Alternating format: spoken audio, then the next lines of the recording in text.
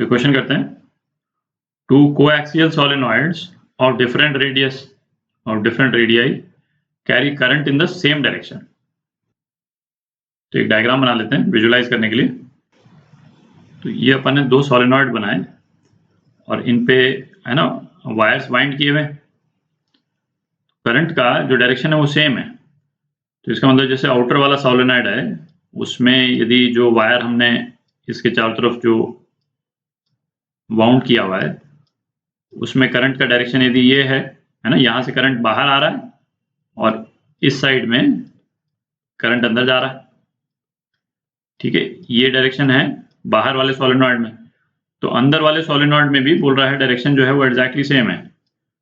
ठीक है, तो ये हो गया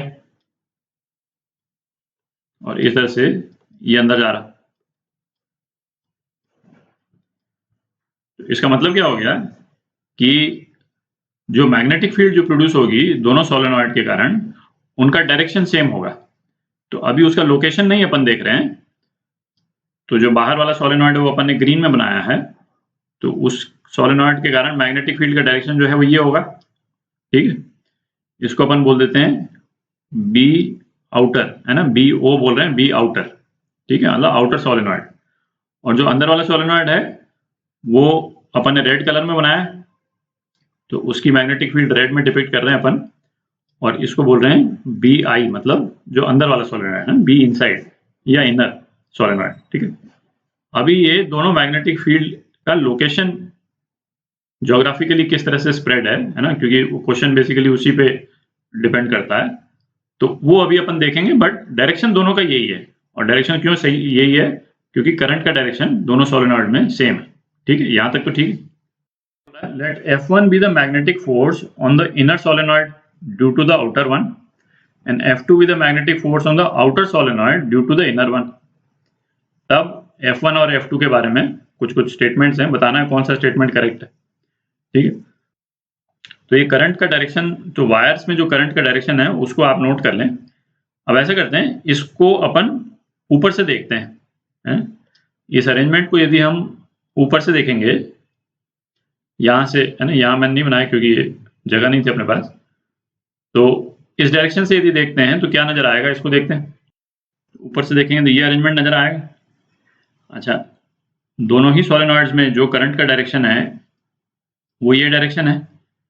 इसमें आई इस डायरेक्शन में और इसमें भी आई जो है इसमें, है ना, ये तो वायर वाउंड किया हुआ है, तो उसमें आई का डायरेक्शन ये है। ठीक है, जैसे यहाँ पे बनाया वैसे का वैसा अपन ने कर दिया। अच्छा, अब अपन को F1 निकालना है ना, F1 be the magnetic force on the inner solenoid. तो जो आउटर सोलेनॉइड है उसके कारण जो मैग्नेटिक फील्ड है वो स्क्रीन के बाहर आ रही है। उसका ज्योग्राफिकल डिस्ट्रीब्यूशन क्या होगा, पूरे सोलेनॉइड के अंदर होगी। तो इसका मतलब पूरे सोलेनॉइड में ये मैग्नेटिक फील्ड डिस्ट्रीब्यूटेड है। सोलेनॉइड के अंदर ये मैग्नेटिक फील्ड डिस्ट्रीब्यूटेड है। ठीक है, ये बना दिया जगह जगह, है ना, पूरे सोलेनॉइड में डिस्ट्रीब्यूटेड है। और मैग्नेटिक फील्ड का मैग्नीट्यूड क्या होता था, म्यू नॉट एन आई। अभी अपन इसमें नहीं जा रहे हैं, मैग्नीट्यूड रेलेवेंट नहीं होता, है ना, पूरी तरह से डिस्ट्रीब्यूटेड है। तो अब आप देखें कि मैग्नेटिक फील्ड का ये डायरेक्शन और करंट का ये डायरेक्शन। ठीक है, तो आप वायर का कोई भी सेगमेंट ले लें, यदि वायर का सपोज अपन ने ये सेगमेंट ले लिया, ठीक है, वायर का डायरेक्शन तो बनाया हुआ है इसमें और मैग्नेटिक फील्ड इस डायरेक्शन में। तो फोर्स जो है किस डायरेक्शन में लगेगा, फोर्स इस डायरेक्शन में लगेगा। इस सेगमेंट पे दिख रहा है ना, राइट हैंड थंब रूल यदि आप लगाइएगा तो करंट की तरफ फिंगर रखें, है ना, और उसको फिर कर्ल करें आप मैग्नेटिक फील्ड के डायरेक्शन में। तो थंब का डायरेक्शन जो है फोर्स का डायरेक्शन होगा, तो थंब का डायरेक्शन इस डायरेक्शन में आ जाएगा। ठीक है, आप कोई दूसरा सेगमेंट ले लें, सपोज ये सेगमेंट अपन ले लेते हैं। ठीक है, इस सेगमेंट में करंट का डायरेक्शन क्या है, करंट का डायरेक्शन ये है। ठीक है, और इस डायरेक्शन में यदि आप फोर्स का डायरेक्शन निकालिएगा तो फोर्स का क्या डायरेक्शन आएगा, ये डायरेक्शन आएगा फोर्स का। ठीक है, इस वाले वायर, यहाँ पे जो वायर है उसमें इस डायरेक्शन में आएगा और यहाँ जो वायर है वो इस डायरेक्शन में आएगा। ठीक है, ये तो दिख रहा है इनर सोलेनॉइड पे। तो ये क्या है, force on inner solenoid due to magnetic field by outer solenoid. तो ये डायरेक्शन होगा, है ना। इसमें जो ऑप्शंस जो दे रखे हैं उसमें थोड़ी सी एम्बिग्विटी है ना क्वेश्चन में, इन द सेंस कि अब आप देखें, यदि मैग्नीट्यूड देखें तो नेट फोर्स क्या हो जाएगा भाई, नेट फोर्स तो इनर सोलेनॉइड पे 0 हो ही गया, ठीक है। और यदि पहला वाला स्टेटमेंट आप देखें, F1 इज रेडियली आउटवर्ड, तो रेडियली आउटवर्ड का तो मतलब ही ये निकला कि भाई चारों तरफ से फोर्स रेडियली आउटवर्ड जा रहा है ना, ठीक है। तो ये ऑप्शन भी करेक्ट है एक तरह से, और रेडियली आउटवर्ड का तो मतलब ही हो गया कि नेट यदि देखेंगे तो नेट तो 0 होगा ही, है ना। मतलब F1 नेट 0 होना और फोर्स इटसेल्फ ही 0 होना दो अलग अलग चीज हैं।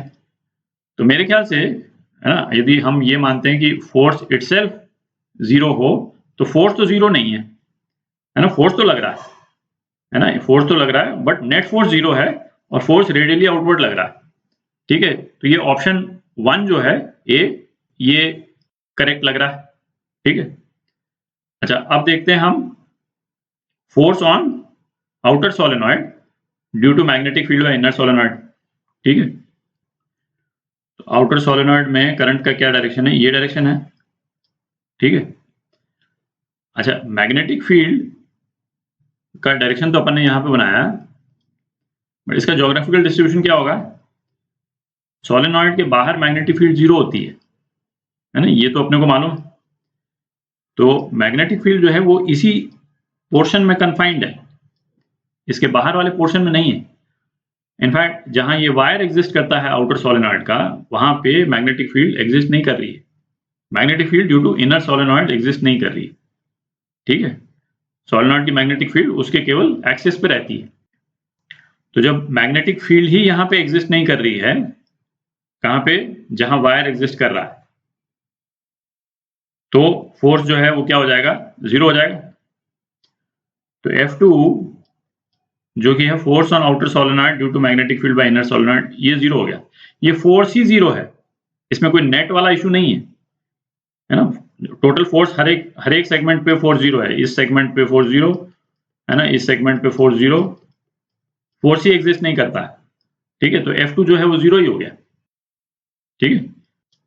तो यदि उस तरह से हम देखें, क्योंकि रेडियली आउटवर्ड एक ऑप्शन है इसमें, ठीक है, तो ये पार्ट करेक्ट है। और इसमें हो सकता है जैसे कई स्टूडेंट्स जो हैं उसको F1 इज इक्वल टू 0 को नेट फोर्स 0 इंटरप्रेट करके करें, तो मतलब डी ऑप्शन भी एंटायरली रॉन्ग नहीं है, ठीक है। बट अपन ने इंटरप्रिटेशन के साथ में ये बता दिया, है ना। एग्जैक्टली सेम क्वेश्चन तो दोबारा नहीं आएगा, बट अपना आर्ग्यूमेंट क्या है वो क्लियर है, ठीक है।